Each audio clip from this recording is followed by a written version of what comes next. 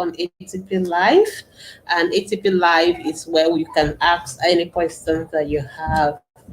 Okay, I think I've seen my second guest. Okay, I'm waiting for Vera to join me now. All right. Yeah. Okay, so welcome everyone to ATP Live. We are going live on Facebook, on YouTube, and on our Instagram channel. So I'm just going to quickly set up our Facebook. Hi, Vera. Good evening, ma. Take my stuff a little bit so that you can see my face. All right. Okay, so that my head is not cut off. I hope I can. Okay. Yeah. Good Can you see me evening, better? everybody. Okay, good. Let me just quickly set up the our Facebook one, and then we are good to go. So you can keep running the show. Welcoming everybody, Vera. Yeah, okay. Good evening, everybody. Welcome to ATP Live on Monday, and Happy New Year from me. This is the first time I'm coming live this year, and it's a pleasure to meet everyone again. So thank you, Zenla. Thank you.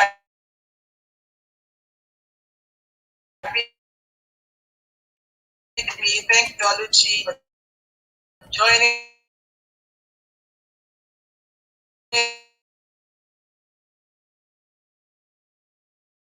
us. Yes, thank you. Good Happy New Year to you. Usual, enough.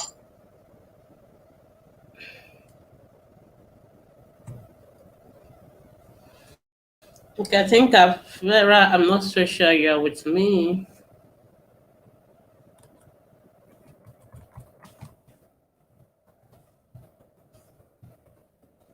Vera, we've lost you. You can see. If you can hear. Okay. We can hear you now. You're back. You're back. Okay, I was even the one that left. I thought it was you. Okay, thank you, everyone. So, already we have questions already. So, Dr. Webby, are you done setting up? Just a few more minutes. Okay, I think people are now on our ATP Live on the group. Let me just put it up. Do we need to put it up in the ATP Physician? I think ATP Facebook alone is enough, right? Because it's a pediatrician. Yeah, right. Yeah, they're asking just pediatric questions. Yes. Okay, so that's fine. Just one more minute. So yes, we are good to go. I just want to share yeah, and just to remind our friends, our moderators who help us make sure that they send this copy the questions for us down to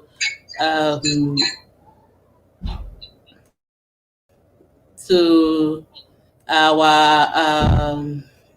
our Instagram so that we can take all the question on Instagram. But I will take the ones that are put on straight onto Facebook. I will take those ones straight away. Okay, so we have a question on Instagram. So let's start with the one on Instagram. So Zella is asking. She says, "Our baby just clocked 1. Happy birthday to your baby." She says he weighs 10 kg. His birth weight was 4.2 kg. Is this okay?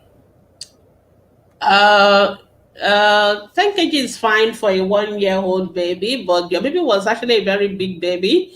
But that's not to worry, but it's fine. I mean, 10 kg is the average weight of a 1-year-old, so I'm not worried about the baby. Yeah, that's fine. Right. Okay, thank you, Dr. Bibi. So, Abidemi, yeah, it's so nice to be here. She's blushing. Oh, thank you. You're my namesake, too. Abidemi. Can a question be asked here? Absolutely. Questions should be asked on the Instagram. Yes. So, Abidemi, go ahead and ask your question. Anywhere you are free to ask your question. Anywhere you have. Ask your question. That's fine. TFK Bags is asking, "Good evening, ma. Please, how do I boost my baby's immune system? He is 8 months old." Oh, okay. So boosting the immune system is it consists of so many things, but one of the most important of them all is nutrition. So your baby, I hope your baby is still on breast milk, because breast contains a lot of antibodies and immune things that are immune boosters, if you would like to call it, or even immune elements themselves. So like antibodies and all that. So make sure your baby should still keep taking breast milk in addition to complementary food. So I mean, it's very important when your baby is taking all those things, then your baby is actually getting protected. Of course, make sure your baby has all the immunization. Make sure part of the food the baby eats contains a lot of fruits and vegetables, because fruits and vegetables are very important in giving vitamins and minerals, which are very important in ensuring that the immune system is functioning properly. So it's very important that you do all that. Vera, you're covering yourself. Okay, so these are some of the things you can do to help your baby's immune system to be okay. So, and of course, you also keep the baby away from germs and infections. Good hygiene, all those things that we don't. I don't recommend that you start looking for maybe drugs. I know there are a lot of drugs being sold in the market said to be immune boosters, both in terms of even orthodox drugs and even herbal drugs, but that's not the important thing. They are not necessary. The most important thing is that you can get all these things from your food, and the right amount, the right kind of food. So that's all your baby needs. So it's very important. And as you do that, your baby will be protected. Yeah.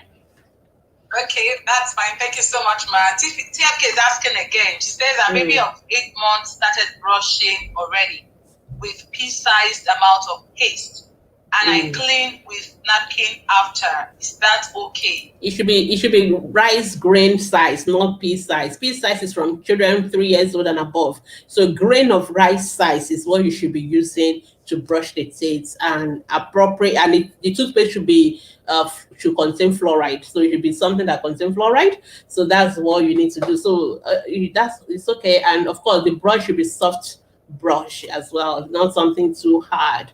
So those are things that you can do in terms of your baby's brushing. So I think the only thing you are doing wrong is the size of the toothpaste. Let's reduce it down to grain, just like a dash, just like a grain of rice. Yes, that's what you should be using. Okay. Okay. So Lumide wants to know. She says, "Good evening, doctors. My baby is 15 months. Her leg is not straight. It is a bit bow. What can I do, ma?" What do you mean? How old is the baby? 15 months. So there's what we also call a physiological bowing of the leg. In other words, when babies are, because they have these how do I call it now? They have very soft bone. Their bones are not yet very solid. So when they start to walk, there could be a little bit of bending, which is still within what we call physiological, and we don't really worry about it, because as they get older and they get stronger, then all those things will kind of clear out and become better on its own. But if you think it's really significant bowing, you may want to post a picture of it on our Facebook group so that we can have an idea. Then if you think it's really bad, then you're worried about things like maybe rickets and all those kind of things. If you're worried about those ones, then we may want to now we may want to investigate for rickets and other causes of bow legs, and then we can treat it appropriately. Usually that is done by the pediatrician and with the orthopedic surgeons if necessary. So most times, like I said, it depends on how severe. If it's a mild one, most of us will not worry. We just watch, and especially if the baby is otherwise well, maybe it's walking, maybe it's fine, maybe it's doing every other thing else. Because usually babies that have rickets have other signs. Usually they may not be gaining weight well, they may be lethargic, they have all those signs. So it's not just the bowing of the leg that's the only thing that we're looking out for. So in that case, then you really need to see a pediatrician so that we can do all those tests. But if the baby is otherwise fine, then I would just say just give it some time and watch for now. Especially if you also runs in your family. So there are some families also that they tend to have this familiar, everybody has bow legs kind of a thing. So you may just watch. Yeah. Okay, thank you so much, ma'am, for that. And Cute Steppers is asking, "Good evening, ma'am. My baby is 11 months old and his weight is 7.8. I'm worried. What should I do? Yeah, usually at 11 months old, we expect baby to be weighing close to 10 kilos as well. 7.8 is not so bad, usually, because anything between 80% or 120%. So, in other words, I usually say almost every time I come on the group, there's no one single figure that's the best figure, so it's a range. But there's also a range at which when you drop below certain level, then we begin to worry. So if a child drops below 80% of what is the normal, then we begin to worry. But if the child is also like a little bit too over, you can also go the other way around, like 120% over what is expected, then we begin to worry. So even though your baby is expected to be having a weight of around 10 kilos, but then any weight of 8 kilos to 12 kilos is still within normal limits. So 7.8 is just like within about around what may be like we're getting towards the point where we begin to, if you drop below that, we begin to worry. But for now, I think what I would just advise is that you will want to make sure your baby is eating lots of food. So usually when you say maybe it's not at the adequate weight, the first thing we want to know is maybe getting enough food, maybe eating adequate quantity and quality of food. So you need to make sure that you are actually giving the right amount of calories that is expected for your baby's age. So if your baby is getting that, if you are not sure, you may want to see a dietitian, or you may want to see a pediatrician. We can help you to figure out this is a quantity, this is the number of times your baby should be eating. Your baby should be eating lots of fruits, lots of vegetables, lots of eh, things that will give the baby weight. So there's a way we calculate the amount of calorie that is expected. So if your baby is having all that, is eating well, is getting all the right amount of food, and is still not gaining weight, then we want to rule out any medical issues, any medical conditions. So even something as small as the child needs to be dewormed, something or something more significant, maybe a child has some chronic medical conditions that need to be sorted. But in our experience as pediatricians, most of the time it's usually boiled down to the food. Because most time when children are on exclusive breastfeeding, they are doing well. But immediately the mother start complementary feeding, then that's where the problem starts. And I hope you are still breastfeeding as well, because it's also very important that you keep breastfeeding until your baby is at least 2 years old. And because all those things are part of what your baby needs, for appropriate weight gain. So you make sure if you are doing all the right thing as far as food is concerned, and your baby is still not gaining weight, then we will now need to do. Then of course you need to see your pediatrician to investigate for the other causes of poor weight gain and all that. But like I said, the food is the number one that we need to sort out first. I hope that's help.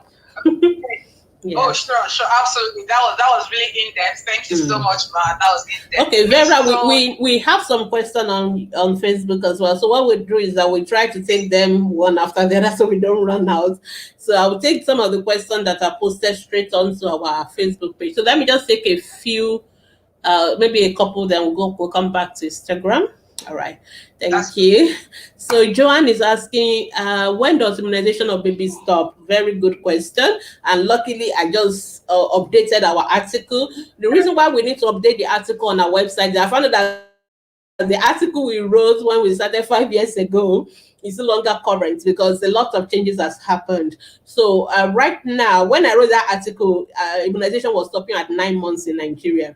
But now immunization in Nigeria has gone to 15 months, and even new vaccines have been introduced. So for Joanne, it depends on where you are. When you say when does immunization stop, it depends on where you are, because this is ATP. ATP is global. People watch us from all over the world. So follow the immunization schedule of which country you are. But if you are in Nigeria, which is where majority of our members are from, and which where we are also headquartered, our current immunization schedule in Nigeria stop at 15 months. 15 months. So we've introduced measles 2. Normally we usually give just one measles at 9 months, but now there's measles 2 at 15 months. And also before we don't give meningitis vaccine, but now we give meningitis type A, which is the commonest in Africa. We give it at 9 months. So it's not only measles and yellow fever at 9 months. Now you get measles, yellow fever, and men A, or the vaccine for meningitis at 9 months. And then you also get your measles 2 vaccine at 15 months. But there are other vaccines as well that are not yet part of the national program on immunization, but they are actually available for us in private. So, in other words, if you have the money and you are ready to pay for it, you can get those vaccines. And some of them, like chickenpox vaccine, you can take them from like 18 months to like age of 2 years. MMR vaccine is also available. So there are some of these vaccines that are available even in the country. There's also what we call HPV, that is human papilloma virus. The vaccine for it is also available, usually given around for both boys and girls. It prevents cervical cancers and things like that. It's usually given around the age of 7 years, so to about around 7, 10 years, around that age group. So it depends on where you are. So, but in Nigeria, how for now, we will say our immunization ends at 15 months, but we are working hard with the Pediatric Association of Nigeria is working hard to increase the number of vaccines. So don't be surprised that we may need to write another update, maybe in another couple of years. All right.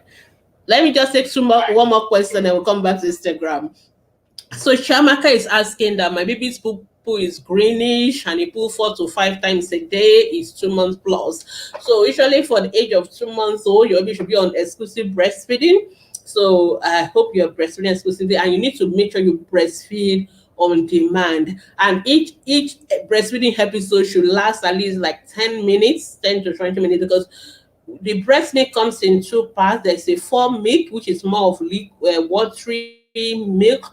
Then there's a iron milk, which is the thicker, richer, fatter part of the milk. So if you breastfeed your baby very short, then that means your baby is only going to take the form milk, which is just water and very little milk inside, and that baby is going to pass what we call starvation stool, which tends to come out greenish. So you need to make sure your baby suck and empty one breast before you switch to the second breast. And please alternate your breast. Don't just give only one breast. Use the two, okay? And make sure you breastfeed your baby on demand and very frequently. So if you are doing that, then your baby will not have starvation stool, because most of the time greenish stools in babies are due to inadequate feeding. Occasionally, the greenish stools may be due to pigments, like stain from some of the food that we eat. Some of it can also color the baby's stools and give that greenish. But the baby is otherwise, your baby is gaining weight and other. But if your baby is not gaining weight well and your baby is having greenish stool, it is most likely starvation stool. You don't need to go and give drugs or give flagyl. I see a lot of people doing that. Please don't. And don't self-medicate children ever. Don't do that, especially not even babies. Please don't assume it's diarrhea, it's Jedi, all those assumptions. No, it's not correct. Make sure you take your baby to the hospital. Make sure you breastfeed your baby very well, and make sure you are lactating well. And if you think you are still not getting any making any difference, then you may want to see your pediatrician, and that is what you can do. Okay, so we'll come back to you, Verena. Okay, so Miss Ote is asking, please, my 7 months old baby has refused to eat other complementary food aside from breast milk. I did EBF and it's been a struggle getting my baby to eat. Please help.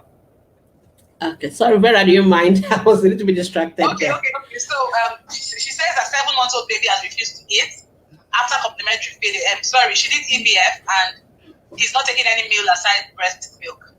Okay, so your baby is 7 months old, so you have just started complementary feeding. I always tell mothers you need to exercise a lot of patience when you are doing these things, and don't expect, and also make sure you have the right expectation, because a lot of mothers, the first time you want to give your baby food, you want to give them 200 mils of pap or whatever, and then they don't take it. You say they are not eating. That is not how to go about it. So because it's a very common question, I always tell you guys, you need to go to our Facebook group. We have a whole unit. It consists of write-up articles and videos, short videos that you can watch, and these videos actually tell you what to give your baby, how to give it, how frequently to give it, what's the quantity you should be giving to a 6-month-old, what's the quantity you should be giving to an 8-month-old, because it's not the same quantity. And when you start, you're not going to start with 50 mils of pap. The first day you're giving food, you have to give it only 1 spoon then maybe next time is only 3 spoons, and that is fine. It's perfectly normal, and it doesn't have to be pap. It doesn't have to be any cereal you buy in the shops. It could be anything from your own kitchen, and it's not only pap and milk. And no, there are other food that you can give, fruits that can be pureed and all that, and there are lots of recipes people are put up. So what I really want you to do first is not to start getting frustrated. And my baby is not eating anything. Anytime mother told me my baby is not eating anything, I was like, "Are you really sure?" So I want you to first go and watch those videos, try and understand. We actually have another, if you post this on our Facebook group, we actually have a link where I actually took my time to address what are the issues that makes because I found that most of the time when mothers say their baby is not eating, sometimes we are the one that we are not. We are, number one, we don't have the right information, we don't have the right expectation, we do it the wrong way. You understand? We fall. It's like a battle, and children are not going to win the battle. So we need to first make sure we have the right understanding. So I always tell people in ACP Facebook group that until you've done that course, don't even ask any question, because you really need to understand how to go about it. And I found out that people that do the course, when they are, before their baby starts to need complementary food, in other words, when you were still breastfeeding, and you are already prepared, you've gotten your bowls. Don't do bottle to feed babies series, never. You must use bottles, you must use your cups and your plates and your spoons, very colorful, all those kind of things. It must be porridge, it is not watery pap and all that. So people that have that understanding, and you go with that knowledge to start, it's very smooth and easy. Of course, we have babies that are fussy eaters, but that does not mean they will starve. They will still eat enough. They may not eat as much as you think. And sometimes I find that what parents expect children to eat is actually not what they need. It's too much. So that's why you really need to know what's the quantity, what is the texture of the kind of food I should be giving. How do I mix it together? Because you should give at least 4 out of 6 classes of food, and it's not the same food. You will give money, you give pap in the morning, you give pap in the afternoon, you give pap in the night. How will the baby not be tired of it? So these are some of the information that people really need to know before you say, "Oh, my baby is not eating." Keep breastfeeding, no problem. A 7-month-old baby still need mostly breast milk anyway, so there's no need to panic. Because surely, again, that's another information I was going to say. When you first start breast complementary, your baby just need like maybe 1 or 2 meals extra. It doesn't need like you have to feed them every 3 hours with pap. No. So that's why you need to have that information. So even at that age, 7 months, they still need like 80% of their food is still going to be the breast milk. So keep breastfeeding the way you're breastfeeding. You just now need to add 1 or 2 extra meals, and even each of those ones is not more than 50 meals. So you can see that if you have the right information and the right expectation, and you do it the right way, number one, you will not be frustrated, and the baby will not be frustrated. So that is why you need to go through that course. It's very lovely. Global health videos, you can actually search it on YouTube everywhere. Global health videos on complementary feeding. If you don't know how to find your way to our Facebook group, but watch the videos, and very practical. You'll find it very smooth and easy to do complementary feeding. And we have a lot of tips on our Instagram page. Everywhere we have produced a lot of tips on how to help you with feeding, and I hope it helps. Okay, I'm looking forward to the day where I will not answer any question on feeding anymore. Okay, so we have Shumi Pels. He says, "Can I give a 1-month-old baby water?" 1 month old? No, no. Breastfeed only, exclusive breastfeeding. Breast milk is 80% water. I keep telling mothers, just take a sample of your breast milk. It's a research you can do. Leave it standing for 24 hours. Go and look at it after. You find out that 70 to 80% of that milk is already water. So why do you want to give water again and dilute it further? And that, number one, you are reducing the calorie content that the baby is going to. Number two, that source of water, most of the water, that is where babies get infection from. Then babies start having diarrhea. Especially those of us in Africa where we are not even sure of the source of water we are giving. Please, baby do not need water. The water is already in the breast milk, because the breast milk is complete food and drink and everything the baby needs for the first 6 months of life. Okay, right. Vera, let me take 1 or 2 here. Just hold. I can see the Facebook group, so I can take that question. No, it is not Facebook group. It's on the it's on the what's it called? Yes, it's on the page. Yes, ma'am. I'm there. Okay, are you on the what's it called now? The stream yard. Should I invite you to the stream yard? Yeah.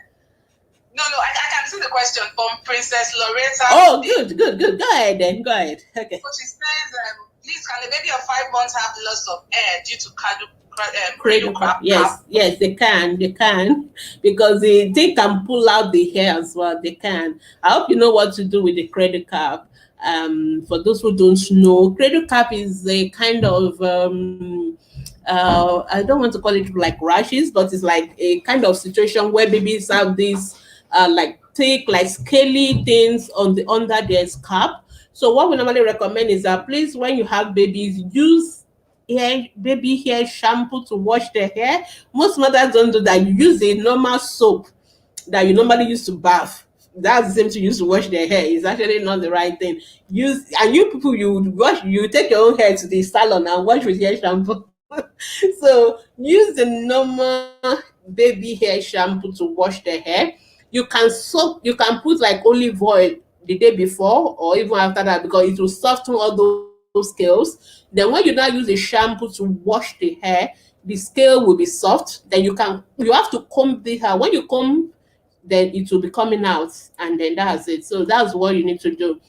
But if that doesn't help, because some people have very bad ones, then you may need to see a pediatrician. Then we usually will recommend what we call an antifungal hair shampoo. That's what we use for that. But the earlier you start, the better, so that it doesn't pull out the baby's hair. But it's not something to worry about. All right, Vera, go on. So since you can see it, I don't need to read it now. So one more question. So let's take another question from Facebook. We have from Bolivar Celestina Chinyeri. Please, who can enlighten me on how to post pictures here? Oh, okay. I think this is the person who you asked to post on our Facebook group. Okay, so Olivia, you know, if you forget to our Facebook group is very easy to use. When you go to the group, just the way you write in your normal when you are posting on Facebook, there's a column for add photo or add whatever video, whatever. Just click on that, add your photo there, and approve it. But you need to understand that we need to approve your post. So you may not see your post showing up immediately. It is in our admin pending post. Our admin have to approve because we have rules. Please, when you are posting pictures, make sure your baby is wearing diaper. Don't post pictures of your baby's privates or genitals. We don't approve such. We don't approve nude pictures of children and all that, and we don't approve pictures of unnecessary drugs and things like that. So that is why you're supposed to have to go through approval. But usually we will approve your code within 24 to 48 hours and we will answer it. Thank you. Okay, so let me take one more question from Facebook. Titiola Oshinusi. What's your take in bathing newborns with palm oil? You should know now. Okay, so it is not necessary. We don't need to bath our babies with palm oil. And I always tell Nigerians that we are not the only people having babies in the world. So we have children being born all over the world. Even people that they don't know what is called palm oil, and they don't bath the baby with palm oil, and the babies are fine. And trust me, they don't smell. So all those are our myths and beliefs. They are really, there's no basis for that. In fact, most pediatricians, we don't want you to bath your baby until after the first 24 hours, ideally. But because of logistics, the nurses, it's easier for them to do that because your baby needs all those smell to identify you, to identify your breast milk. That is actually part of how they identify their mothers. So usually, even when they clean, that's why you see when the nurses clean your baby, they just clean the baby in the hospital. The baby don't really need to have a bath, and they don't need palm oil. They don't need those concon, those sponge, that's arch sponge. They don't need it because you can bruise their very tender skin, and that can cause infection. That's why you see some babies a few days you see a lot of pores. So I mean, all these septic spots. There's one that was posted on our group. It was so like, really, what happened since they hold baby? It is from all this infection and people touching the baby and all that. It's not necessary. So please don't bath your baby with any palm oil, and it makes baby sleep very slippery. And like, oh God, baby will not go and fall and have injuries. So just bath your baby normally, normal soap, normal soft sponge once a day. You don't even need to do it. You don't need to do twice. Once a day is enough. And then make sure you use products that are not that don't have too much chemicals on the skin of your baby. Oil, natural oils are fine, shea butter is fine. Even the normal baby product is fine, but your baby don't need like powder rubbing on the skin and this and that. They don't need all that, and they'll be fine. So I hope I've given you the extra answers that you have not asked. Okay, let's. Absolutely. I'm sure you have. So we're back on Instagram. Ige Adenike. Good evening, doctor. Is anything called Jedi Jedi in toddlers? If yes, what can one do about it? Note, toddler does not take fizzy drinks or related stuff. Okay, thank you. I even thank you for even that extra information. Okay, so let's start by saying what is Jedi Jedi. Actually, I did a whole research in our Facebook group, ACP Facebook group, where I asked people to tell me what they really meant by Jedi Jedi. Like they should write down as describe it in words. You know, when you say a child has Jedi Jedi, what do you mean?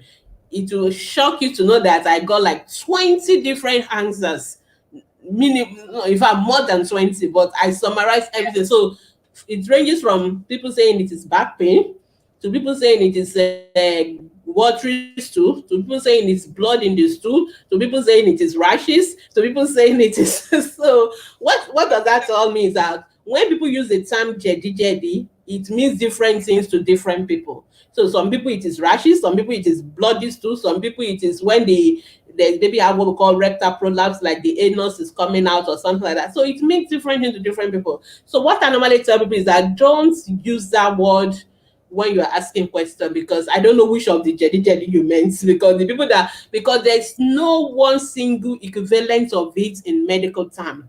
So for example, bloody stool in medical term is dysentery, watery stool is diarrhea, there's back pain is back pain. You can have rectal prolapse, which is like, you know, you can have skin rashes. So there's no single medical condition that people use the word Jedi Jedi to mean in medical language. So for me, tell me what it is that you think you saw in your child.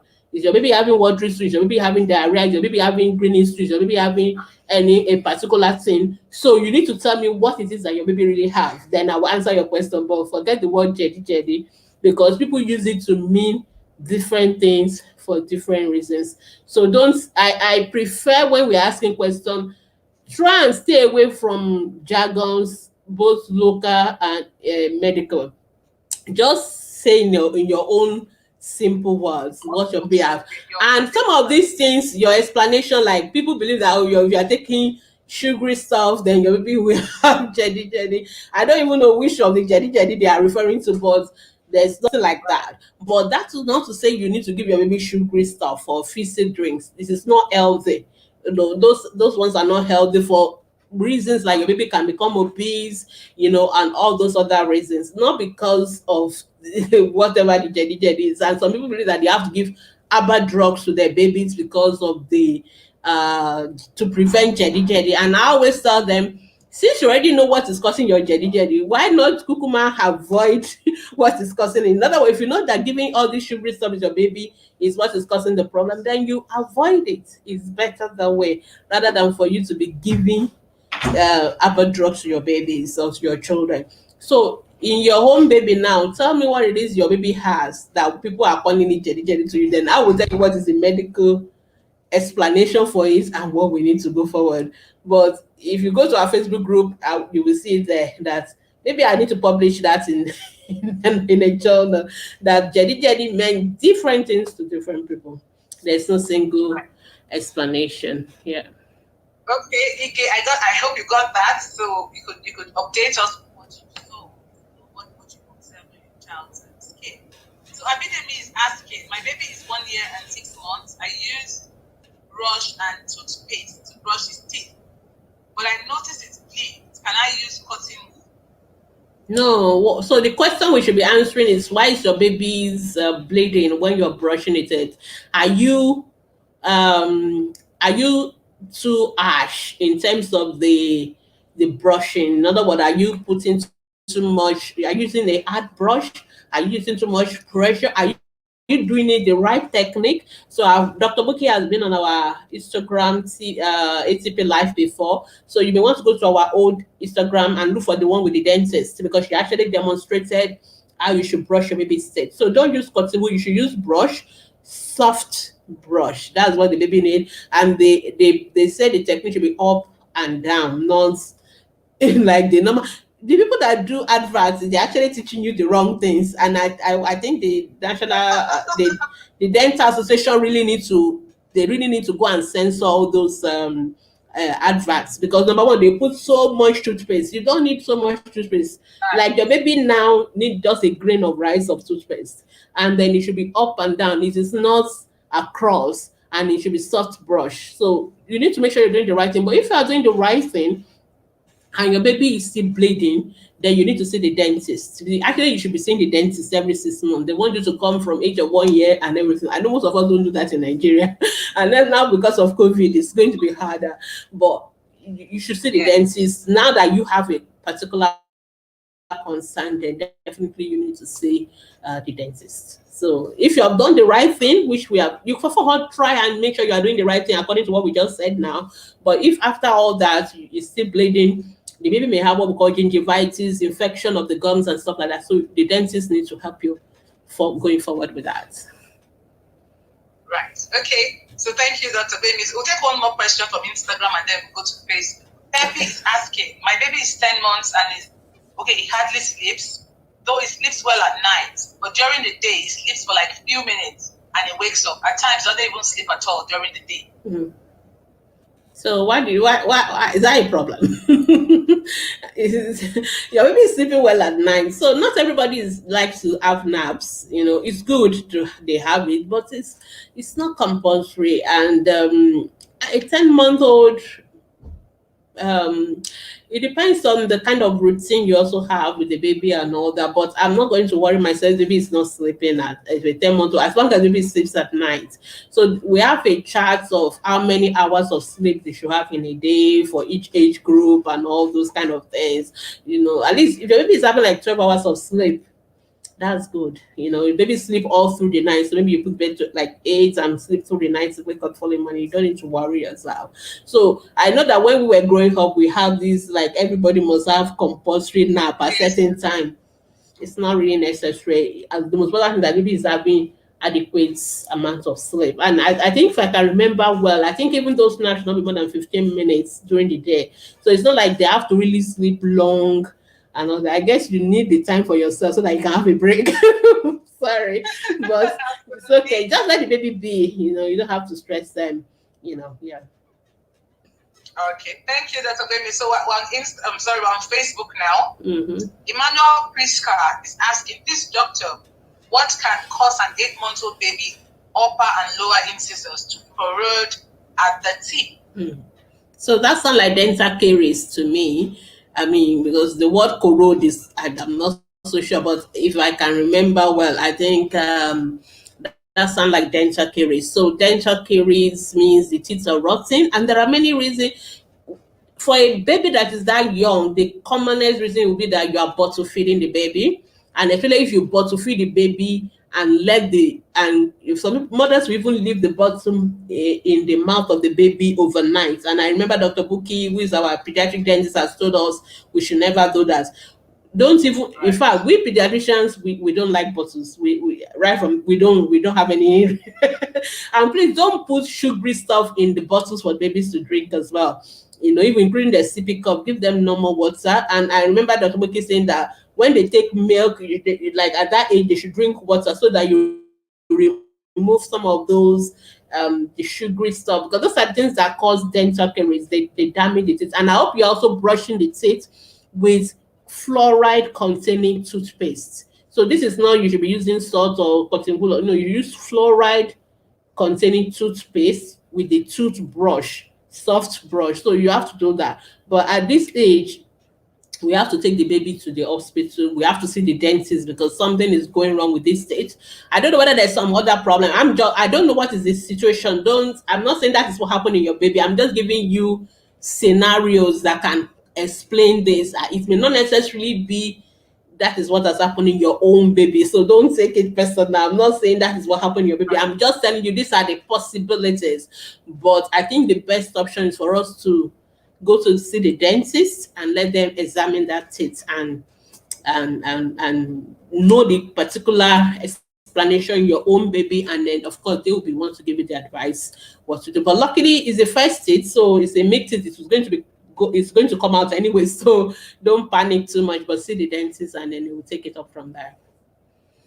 Okay, so Chiamaka is asking, how do I know a baby with cerebral palsy? Okay, so I will just tell you what are the red flags of cerebral palsy. So cerebral palsy, for those who don't know, is a condition where children have difficulties with movement and posture as a result of an injury to the brain of a developing brain, a brain of a child who is still less than, we say, between 2 and 3 years old. So what are those signs? Forget all those jargon I've said. What are the things you should look out for? If a child is not walking at the right time they should walk, in other words, their development is delayed. So usually we expect babies to sit by 6 months, they should sit with support, sit without support by 8 months, crawl by 9 months, walk by 1 year. So if a child is not doing any of those things as at the age when the child should be doing it, in fact, some of them even neck control, 6 months to 8 months, they don't have it, there's a problem. So a child who has slow development, especially the one that has to do with sitting, crawling, walking, those are the signs. There are other signs the child may have as well. The child may not be able to see, the child may not be able to hear, but those are additional stuff. But the primary, because people tend to mix up the disabilities, because that's my field. But I found out that people just think any child who has a disability, they either call them cerebral palsy or they call them Down syndrome. Not necessarily. A child with Down syndrome may also not walk on time, but there are other signs that we will see, and it is not cerebral palsy.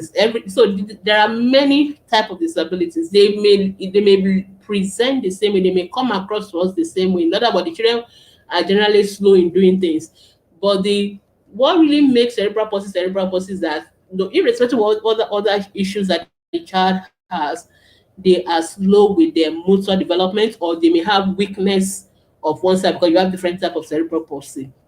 But if you think a child is really slow with their development, you need to see a pediatrician, preferably a developmental pediatrician, but at least see any pediatrician first, then they can tell you whether you need to get further support. I hope that's helpful. Yeah.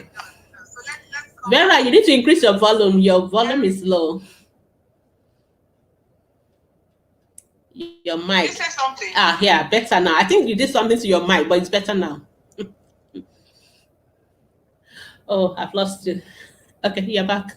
I'm back, yes. Okay. So Gareth Apomeza is saying, good evening. Are you back to? I'm being advised to give my LP.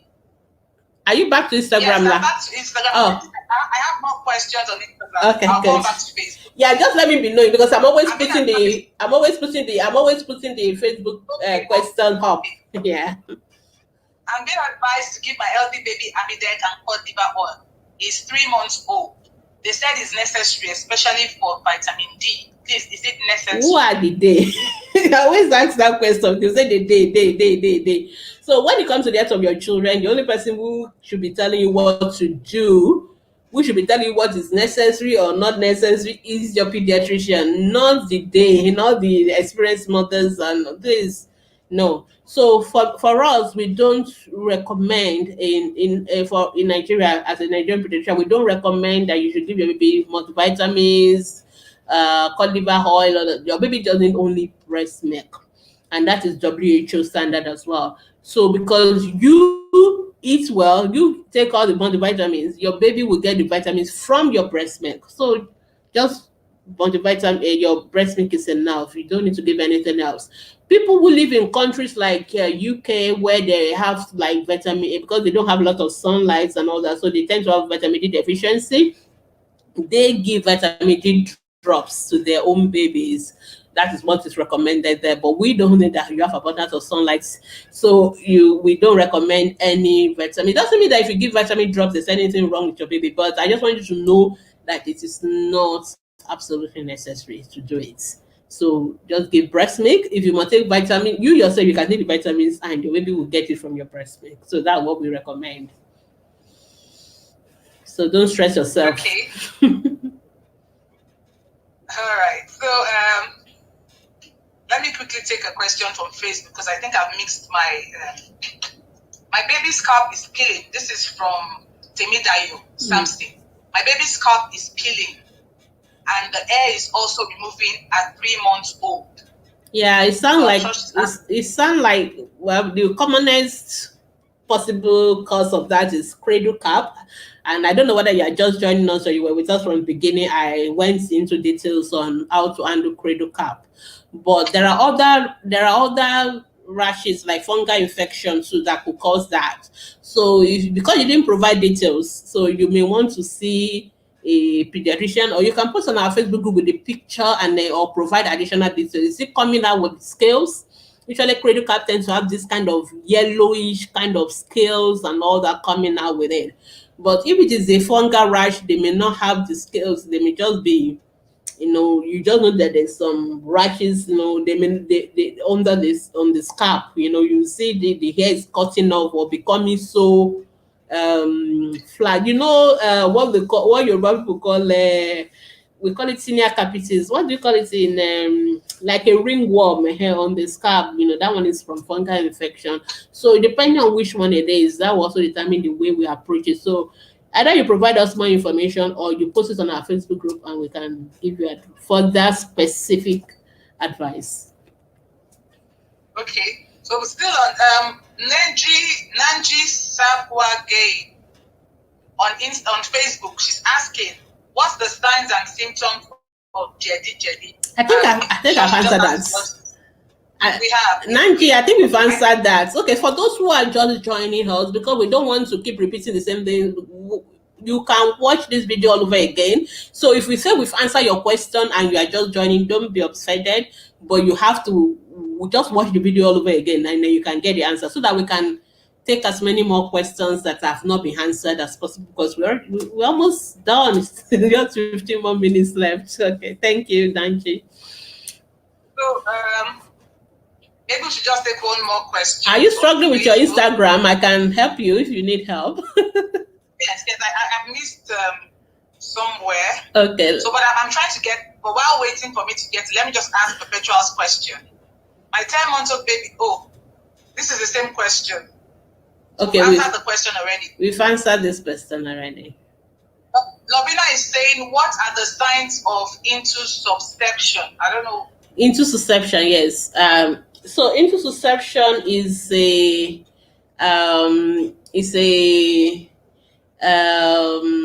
it's a condition that affects the intestine of babies in a way that the intestines are in what we call segments. I'm trying to avoid medical jargons. They are in what we call segments. So, but it is possible for one particular segment. It's just like all these corrugated rubbers. One of it can enter into the another one. So when that happens, that is what we call intussusception in the intestine, usually the small intestine of the babies. One of the segments is now entering, telescoping into another segment. And what now happens is that when that happens, blood supply to that part of the intestine is being cut off, and then it can become it can die, what we call gangrenous. So what the surgeons need to do is to kind of find a way to make sure that they come out from each other instead of telescoping into each other. They want to remove it from that before it becomes before that particular segment of the intestine die off because of lack of blood supply. So what are the signs? Number one, abdominal pain. The child is in pain. They're in serious pain. Then they tend to pass stool that is like blood mixed with mucus. We call it red currant jelly stool. For those of you who are familiar with red currants, like a jam kind of thing. So when your baby is passing those kind of stool, or your baby is not even passing stool at all, or is passing what look like bloody mucoid stool, and it's having serious abdominal pain, especially in babies around that age of 7 months and about, then it's most likely intussusception. It's an emergency. It's an emergency in the sense that if they don't reduce it on time, it can, and the baby may start having this abdominal distension. That particular side of the intestine may die, And what the surgeons will now have to do is to go and cut it out. They will have to cut out the part that are dead and sew them together again. But if they come on time before they die off, then they can do some other reduction mechanism to kind of make it come out of each other. So the earlier you go to the hospital, the better. It's an emergency. Okay. Right. Okay, back to Instagram. Zelo is asking, is it wrong to give a 1-year-old midnight food aside breast milk? No, they can give them food, but if you plan your meals properly, really you shouldn't be giving a 1-year-old food, because they should have the way a 1-year-old should be taking like maybe 3 meals a day with 2 snacks in between. So we expect that 1-year-old to sleep through the night. So if they wake up, they may just want to suck breast and all that. So you should give them a proper dinner that has enough adequate calories and all that. They should be able to have enough food that should be able to help them, and then they will not need to come, to have any issues. So I think it's about, but that doesn't mean that if you give them food, it's going to cause any problem for them. You understand? Doesn't mean it's going to cause any problem for them, but I think you can work it out that you don't have to do that. That's just the point I'm making. Make life easier for you anyway. All right. Okay, thank you. Allow me is asking, good evening, doctor. My baby of 9 months is not gaining weight after I stopped exclusive breastfeeding, and I'm worried. What's the weight of the baby? Okay. The baby was 3.7 kg at birth, 10 kg at 6 months, and now 7.6 kg. Wow, that's wrong. Number one, is that there's an error with your measurement. I hope we didn't mix up the figures, because normally I don't expect your baby to weigh 10 kilos at 6 months. That's the weight of a 1-year-old. So it's either there was an error, but if there was no error and your baby was weighing 10 kilos and now your baby is down to 7, you really need to go and see a pediatrician, because there's something going on wrong. And so it may be that you're not giving the right food, but then I don't want to assume that's the only thing going on wrong there, because you really need to see a pediatrician. That's if you didn't mix up the figures. So because why am I having the feeling that maybe the 7 kgs for the 6 months and the one and the current one is the 10 kilos? But if your baby, any baby that doesn't gain weight or lost weight, is a red flag. You should see a pediatrician. So it's a different thing. Your baby is not even gaining weight well. We can start looking at how do we figure it out. But the baby who went from 10 kilos and lost 3 kilos in less than 1 or 2 months or so, 3 months, that is a very significant red flag, and that baby needs to see a pediatrician immediately. I don't think it has to do only with the breast milk, of course, but then again, we've answered the question of how to do the complementary feeding. So you really need to go watch our videos on complementary feeding for information. But all notwithstanding, weight loss, when a baby is static, we are worried, but when a baby goes down, we are super worried. So you really need to go see a pediatrician. Right. Okay. So Texter is saying, please help me. My 5-month-old baby is stooling. What can I do to reduce or stop it? What do you mean your baby is stooling? Passing watery stool? How many times in a day? These are information that I need to know, because there's nothing wrong with the baby passing stool, but is it still watery? Is your baby on exclusive breastfeeding? Because I don't really expect babies on exclusive breastfeeding to be passing watery stool. So those are the questions you need to answer. But what we normally give is to give ORS. We don't try to stop the stools. The stools will stop on their own. But the most important thing is that we don't want babies to get dehydrated. We don't want the baby to lose electrolytes. Those are the things that will kill a child. So it is not the stool. Most mothers focus on stopping the stool. That is not the important thing. The most important thing is to replace what the child is losing. What is the child losing? The child is losing water. The child is losing electrolytes. So ORS is what we recommend you give the baby. Oral zinc will help with the healing of the intestine. But more importantly, prevention, exclusive breastfeeding for the first 6 months. No water, nothing. Okay? Those are important. Hygiene, washing our hands with soap and water. Those are the things. Please don't give antibiotics. Please don't give flagyl. Please don't give tetracycline. Don't give diastop. Don't give any of those things. I know those are the things mothers go to buy in the shop. Please don't give them. Okay? focus on addressing why the baby is losing this on replacing what the child is losing, and then focus on prevention so that it doesn't happen Right. again. But if your baby is not Okay. passing watery stool, it is not diarrhea, because some mothers just say but baby is stooling because the baby has passed maybe 4 or 5 times a day. Maybe the baby used to pass once a day before. That is not stooling, as long as the stools are not watery. So for a pediatrician, we always want you to be very, very specific. We work with objective information, not just, So I've always like to ask mother what they meant when they say things, because from my experience, sometimes is what they meant is not what you what you understood. So we Yeah. we, we always Right. like to be on the Right. same page. Yeah. Okay. Okay, from cute step, I think we And have just 7 minutes to close it round up. up this show for Close it up. today. Yeah. So if we don't take your questions, you can put your questions up on the Facebook group, and we'll be very happy to respond to them there. I But think we'll see how far we can go. I think we should just try and take those questions that have come in before our cutoff time. Like any question that has come in before the 6 o'clock, we will take them for the few minutes and then we will stop. But if your question Okay. comes in after we're supposed to have gone, sorry, we won't be able to answer your question. We won't be able to answer. Okay. Yeah. So cute step, please, ma, how many times should I feed my 11-month-old baby in a day? I think 11-month-old should be taking 3 times a day, normal food, and then snacks in between. So at the end of the day, it will come up to like 5 times a day. Yeah. Okay. But you can So check push. our you guys should do that complimentary feeding course. I think it's the most important thing. And it's free. We're not charging you guys for it. All right. So Kush Books is saying my baby is 5 weeks and I feed him Nan 1.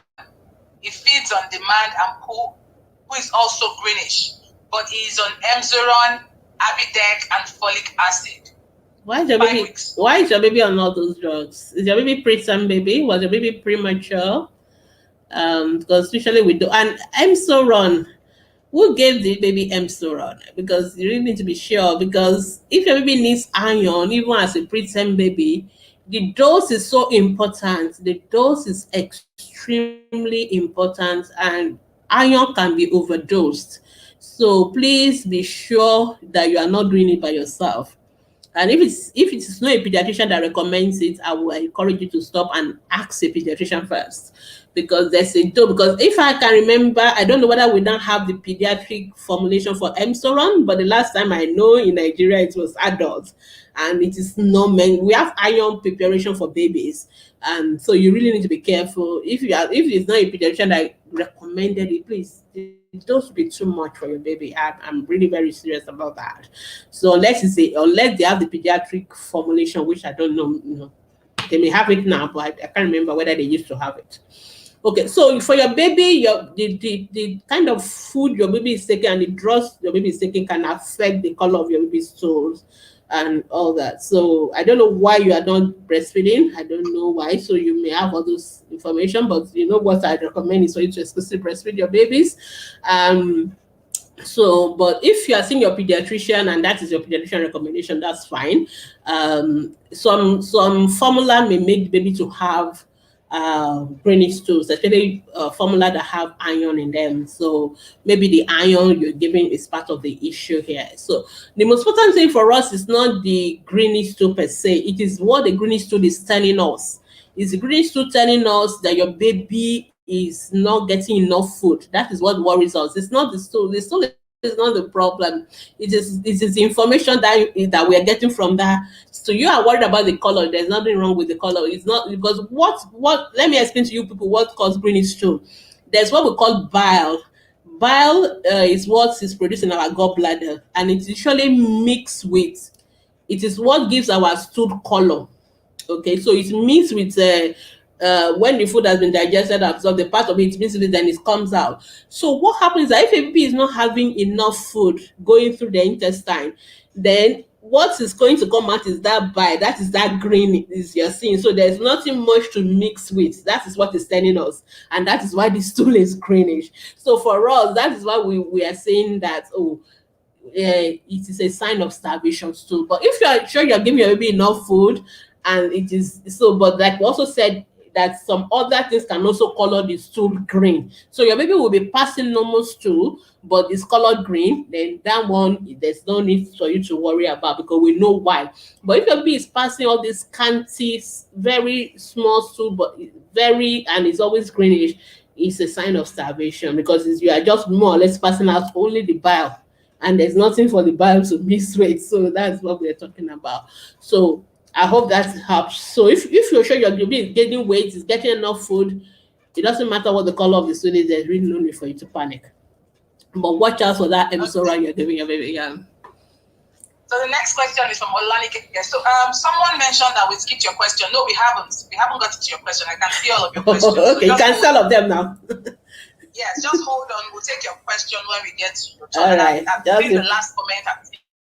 So we don't go beyond that. All right. So, thank you. Olanike says, evening doctor, please, what causes groaning of baby? Farts a lot when sleeping. Groaning. So this baby groans and farts a lot when sleeping. How old is this baby? I don't know whether the word groaning is what you want to use. Are you saying the baby, like, how old is the baby? She didn't mention.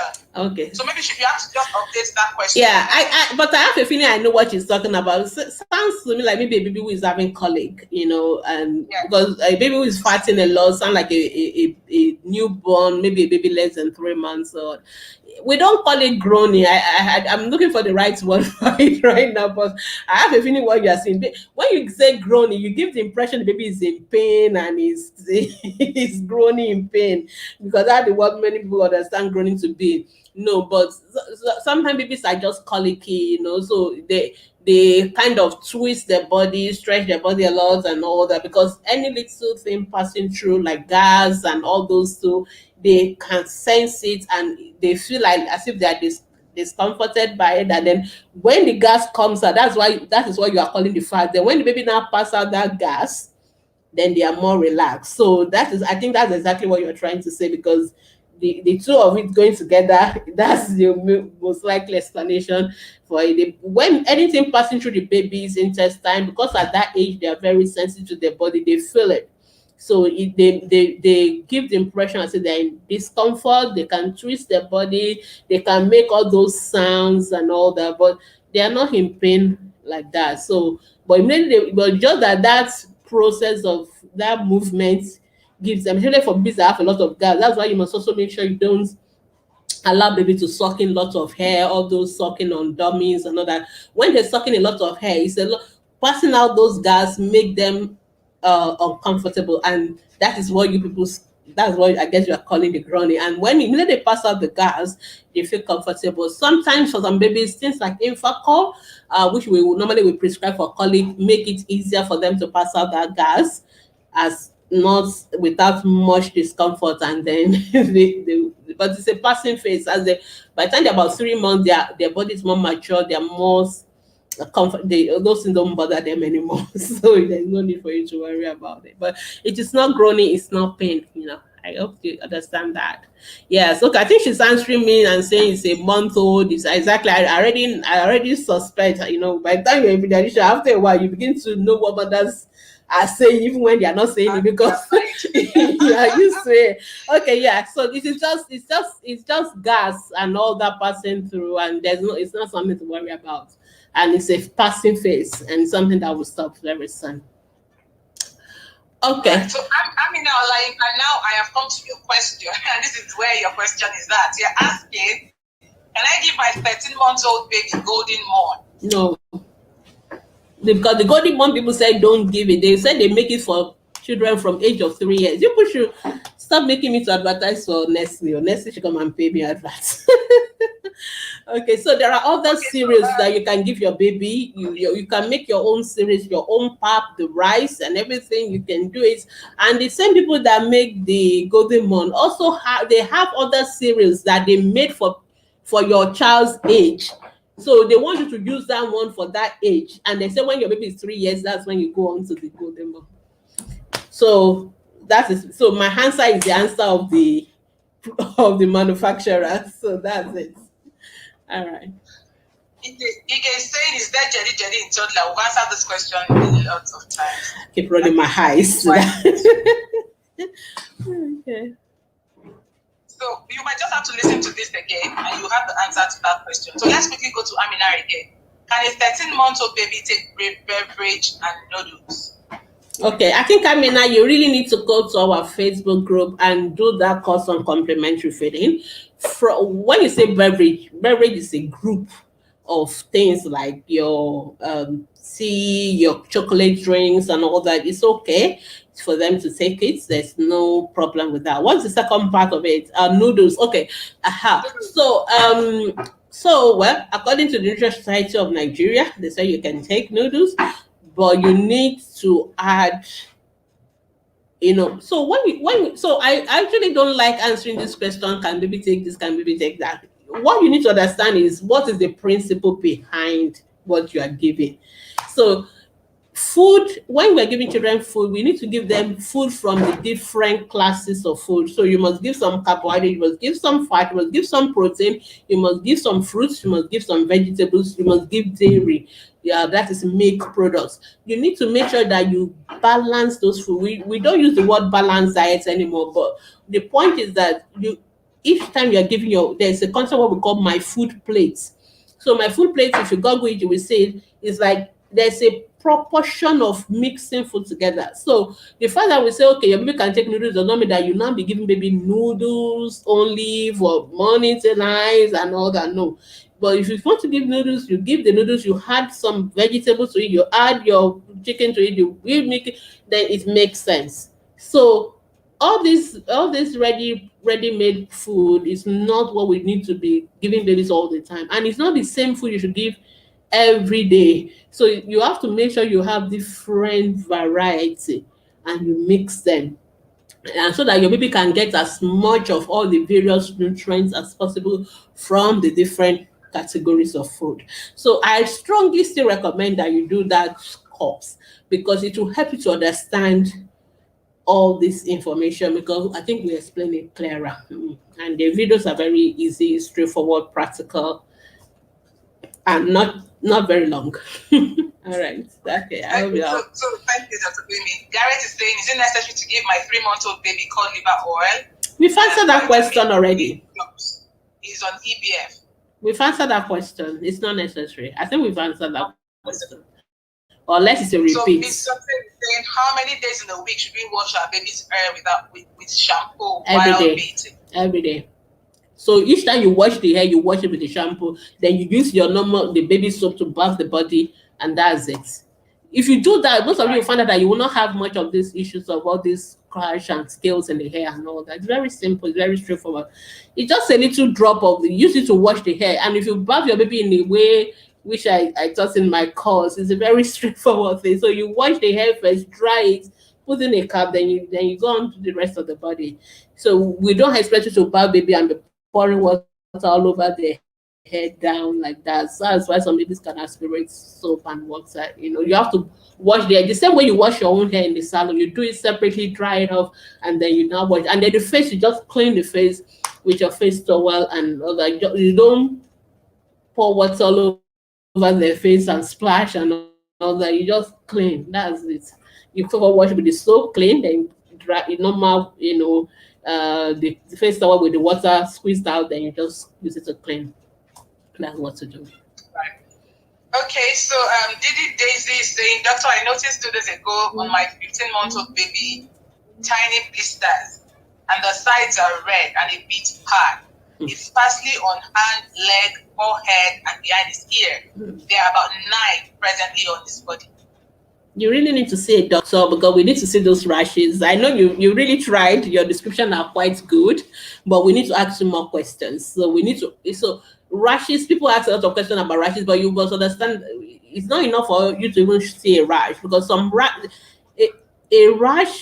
one rash looking the same may happen for different reasons. For example, the rash you have from measles is almost like the same kind of rash you have from a child who is reacting to augmentin or antibiotics. It's almost the same kind of rash you have in some other conditions.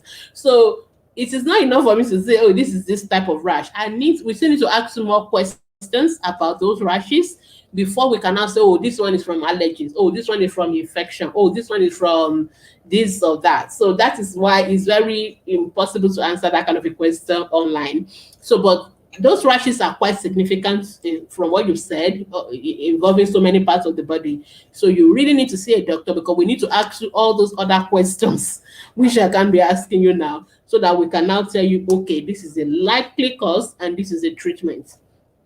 So I recommend you see a pediatrician. Yeah. Okay, thank you, Dr. Baby. It's been an insightful one. We have some questions on Facebook. Oh. And I have a question from it. There are new questions on Facebook. There are. And I have some questions. Yes, they are new. And I have a question from YouTube. I'm not sure you can see that. I can't see that. Okay, let me just take them. I've answered the signs of Jedi Jedi. Okay, we answered that one. Yeah, okay, yes, okay. I've answered into deception. Okay, this one said, my boy of 3 years is always scared when he hear any slightest noise. Is it normal? I don't think that would be normal for a 3-year-old. And you say the slight noise, it's not like it's not like sudden loud noise, which even me, I'll be scared of. Like if I hear a gunshot now, I'll be scared. So, but if it's a small noise that you don't expect the child to be scared of, and maybe it's getting scared of it, I would really want you to see a pediatrician for reassure the child, try and see, as something happened, because sometimes children have had bad experience, and that's what they are reliving it, and they are anxious about any little thing. But if you are sure that's not the situation, then you may want to just see the pediatrician to make sure. And usually for those kind of issues, I'm worried about the child development generally, because the child have other developmental issues, or the child is otherwise a healthy, normal developing child. Then in that case, maybe we just need to reassure the child another. But if the child has other issues, then we need to really see the pediatrician. Ojo Amos I think we've answered this question about peeling scalp and hair removing. Yes, we've answered that question like 3 or 4 times. The moderator booked some questions for us. Okay. The Facebook. Yes. Maybe spool sinks into the diaper sometimes. Yes, but if it is sometimes, see, for your baby to have diarrhea, we must have that watery stool 3 times, minimum 3 times a day. So it is not a sometimes. So it is not. So you really need to give enough information. How many times your baby pass stool in a day, and how many times in that day is the stool sticking into the diaper? From the more you talk to me, I think the more I'm thinking your baby doesn't really have any problem. Just keep breastfeeding this baby, and baby doesn't even need any treatment. That's my own understanding from there. Okay, my friend from YouTube, Yinka, he said, good evening, doctor. A baby's toothpaste containing 550 ppm fluoride, good for a 10-month-old baby. I really need to take that back to the dentist, because I can't remember the figure now. I know they gave a figure. If I can remember, I think it's up to 1,000 that it should be but I can't remember, to be honest. So we need to check with Dr. Buki what is the recommendation for the toothpaste. Maybe she should just ask on the Facebook group. If you are in our Facebook group, please post there, because advantage of posting on our Facebook group is that we can refer your question to the experts. Even though I'm a pediatrician, I'm not an expert on everything. Definitely, I'm not an expert when it comes to the teeth. So, luckily for us, we have Dr. Buki, who is a pediatric dentist. So she's not just a dentist; she's a specialist dentist for children. So we are very blessed to have her in our group. So if you post that question on our group, we can get Dr. Buki to answer it for you, and so let not Dr. Buki confuse you. But I know that you should have fluoride, but I'm not so sure of the ppm now. I can't remember. Or yes. Dr. Tosin can also answer that. Okay. Okay, so somebody is asking, Raji is asking. Okay, you see that one now. Good evening, doctor. Yes, please, how can one go with a meal of a baby that just finished exclusive breastfeeding? How many times to eat and what to eat? Complimentary feeding again. That one is a whole course. I can't answer you in 1 hour. If I teach you for 1 hour, just go to our Facebook group, Raji. So you're on Facebook, go to our Facebook group, post this question on the group. Our very lovely moderators, they will help you link you to where to read all this. You really need to do it as a whole course. I really wish you guys to do it before your baby stop the breast. I mean, don't just keep breastfeeding your baby and then go on our Facebook group. Okay, I think we've answered everything now. Yeah. Okay. I think we still have one question. But that one is over time, but we can answer it since it's the only one anyway. Okay, that's maybe we should come back. Let's just answer it. Very, I've posted it already. It's 1 minute question. So how do I clean my baby? How can I clean my newborn baby's tongue to avoid smell?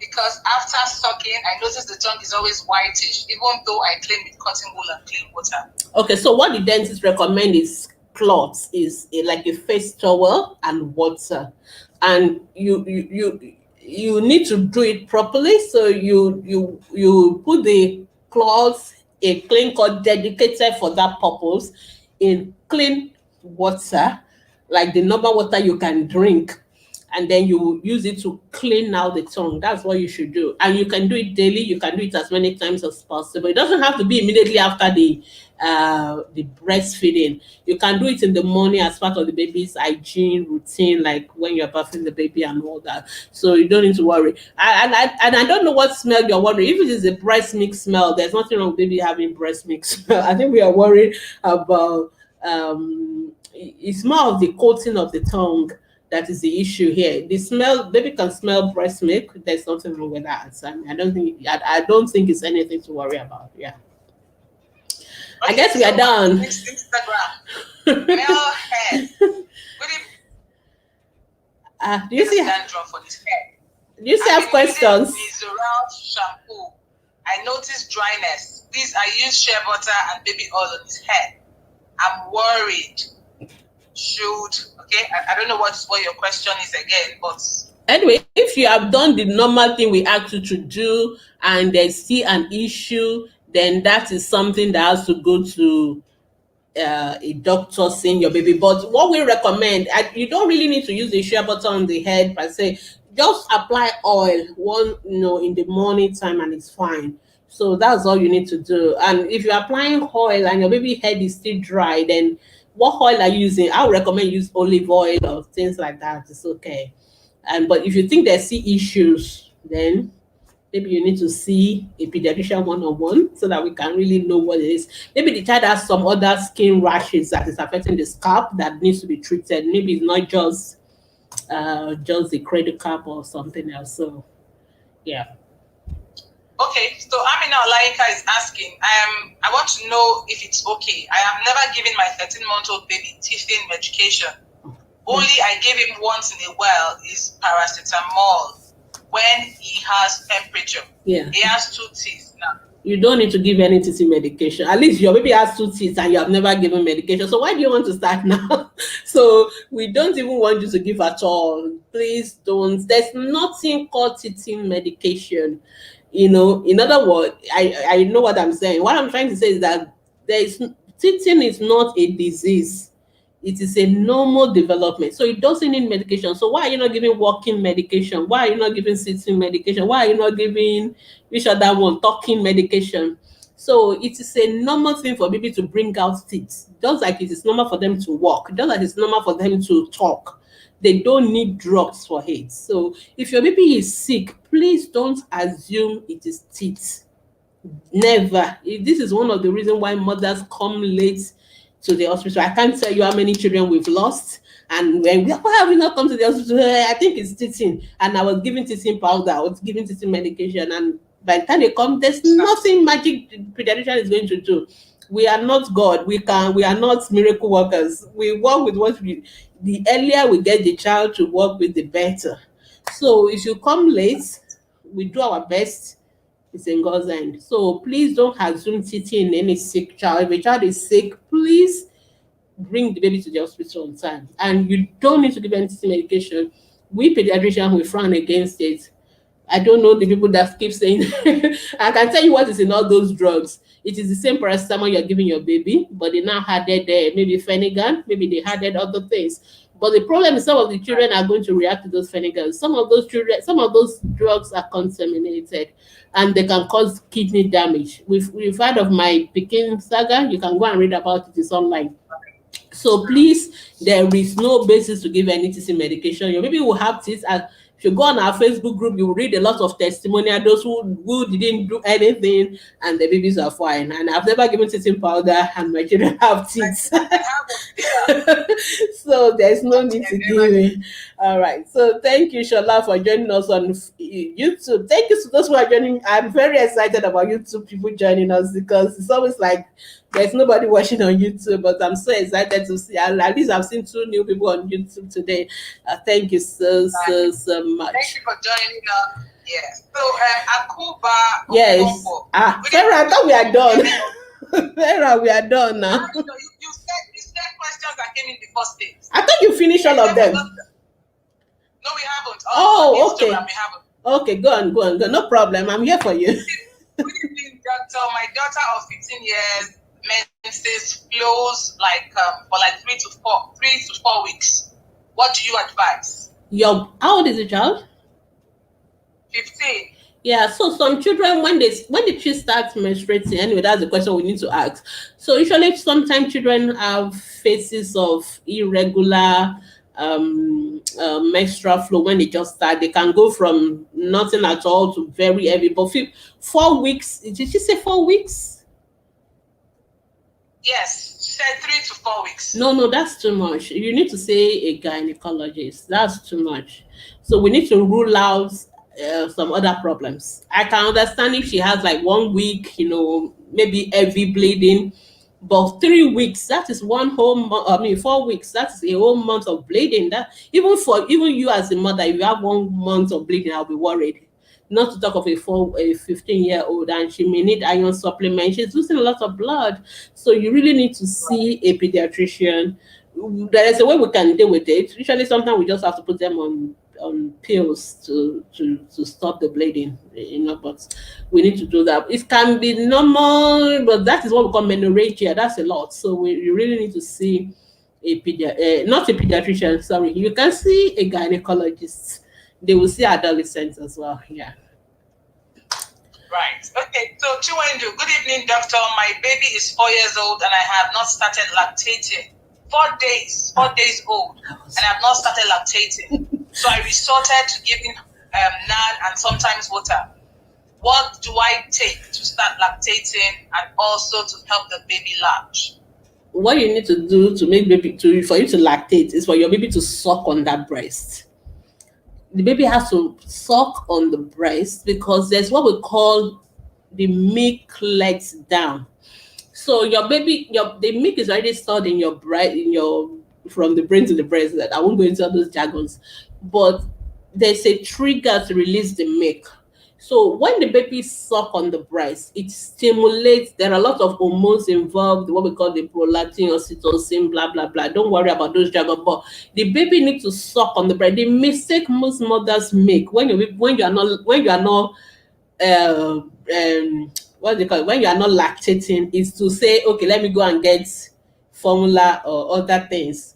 You are actually going to delay that process longer, because when you are giving other things, then your baby is not going to suck on the breast, and then the milk is not going to flow, because that is how the milk is going to flow. So what I would normally tell mothers is that just keep putting that baby to the breast. I know it is painful. And then sometimes when mothers say they don't lactate, it's because you think you are not seeing white milk. The initial milk produced is not white, and it's not flowing like tap and rushing. No, it is just coming as in drop, and it's like sometimes it can be we call liquid gold. It's like yellow, it's colostrum. So you may not see it looking white, it may look yellow, and baby is sucking on it. So you can try to express it, and say whether anything is coming out. But the best way to get you to lactate is for your baby to suck on the breast. And you keep putting the baby to the breast. And make sure you put the baby to the breast right way. So for you need to watch our breastfeeding course, because there's a proper way to latch. Because I even saw from your question that your baby is not latching to the breast, which is actually the problem. Because if the baby is not latching, then the baby is not going to suck and the milk is not going to flow. It is It's the breast milk operates on the demand and supply. It is the demand on it that will lead to supply. If there's no demand, there's no supply. That is how breast milk operates. It's a economic principle. So you need to. I'm sure if you're in the hospital, the matrons and the nurses, the midwives are very good in helping mothers. Even your pediatrician can help. So you need to put the baby to the breast. There's a way we make the baby's mouth to open. The mouth needs to be open wide, and you need to make sure that not just only the nipple, which is another mistake mothers make. The baby is not sucking on the nipple. That is not where the milk is. The milk is in the milk banks, what we call milk sinuses. That black part beyond the nipple. Let's say this is the nipple. The black part after that nipple, what we call the areola, that is where the milk is. Most of that areola should be in the mouth of the babies. So let me tell you what normally happens. If your baby suck on the nipple, nothing will come out. Baby is frustrated, baby will not want to suck anymore.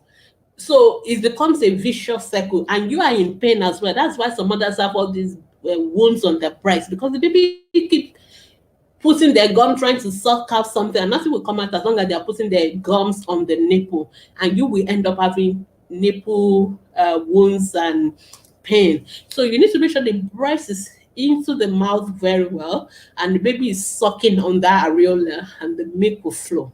So it is that process. If you get comfortable with the formula and the other things you're giving, the baby, that's going to be the end of the breastfeeding process. But luckily, we can still start now because you're still just 4 days old. So even if you think nothing is coming out, let the baby suck on it. It is that sucking reflex, that sucking that initiate what we call the milk lets down. Another thing that you need to do is to relax and be comfortable. When I say that, people just think I'm just trying to make you comfortable. No, it is also part of the process of making your milk to flow, because if you don't relax, you are anxious. You produce what we call stress hormones. When you produce stress hormones, the message your brain is sending is that there are more important things to do than breastfeeding. So it blocks breastfeeding. That is why when I tell mother relax, relax, relax, it is part of the process, because it is that relaxation that will stop all those stress hormones, the cortisols and all the adrenaline from being produced, and then it will allow your milk to flow. Just relax, think of your baby. You can breastfeed your baby. That is why you have the breast. God has given you. You can do it. If you believe you can do it, you can do it. Don't be under pressure. I know you're under pressure right now. You're already giving your baby formula, so your baby is not starving, no problem. But make sure you relax and know you can do it. And keep putting that baby to the breast. Think of your baby. Let the baby be in the room with you. Don't worry about it. I know it's a very difficult instruction, but it's actually the way to go about it. You eat well, drink a lot of fluids, relax, put your baby to the breast, and let the baby suck on it. Initially, it may be painful because of the oxytocin, but it's very good for you as well, because it contrasts your uterus and allow you to go back to normal shape and all that. So as you do that, then the milk will begin to flow. It will, because the milk is there. I'm sure you're feeling your breast also being heavy and all that. So the milk is already inside your breast. It's just for you to come out, and it is your baby sucking on it that will allow you to go. So, but if you also watch all of our breastfeeding videos, they are very practical. So some of the things I've said, they will show you in a video format, so you can actually see it being done, and you can do it. Just relax. You can do it. You got it. All right. Okay, so I think this will bring us to the end. Long 1 hour, 30 minutes. Thank you. We'll be running up with this last question. Just the last question. For any other question that was dropped after 6 p.m., please, you can ask your question on our Facebook group, and we'll still attend to it. Or if it's not urgent, you can still join us next week, Monday, for another episode. Okay, so Dr. Baby, thank you so much. I want you to just take one more question, and that's the final one for today. Mm-hmm. It's from Judith. She says, my baby of 5-year-old farts a lot. Is there any health implications? Farting? No. There's no implication, because usually for babies, because the breast milk is so digested, there's really nothing. So that's why babies on exclusive breastfeeding may not pass stool every day, because almost everything is being absorbed, and So all they have to pass out for you is the gas. So there's nothing to worry about. It's not But an this issue. baby is actually 5 years old. I know there's nothing. Is he 5 years old or 5 days old? 5 years. Oh, sorry. I thought you said he's a 5 days old. Okay. All right. Yes. Oh my God. I think my phone has died. Okay. I think we finished anyway. Thank you so much, everyone, for joining us. So there's no reason to worry about the baby who is fatting at all. Sorry, I think my phone just went off. All right. So thank you so much, everyone, for joining us. We'll see you again next week. And if you still have questions, feel free to drop it on our Facebook group from Mondays to Saturdays, and we will answer your questions. And thank you so much for those of you who join us from YouTube. Thank you for those who join us on Instagram. I'm sorry my phone went off. I'll see you guys next week. Bye.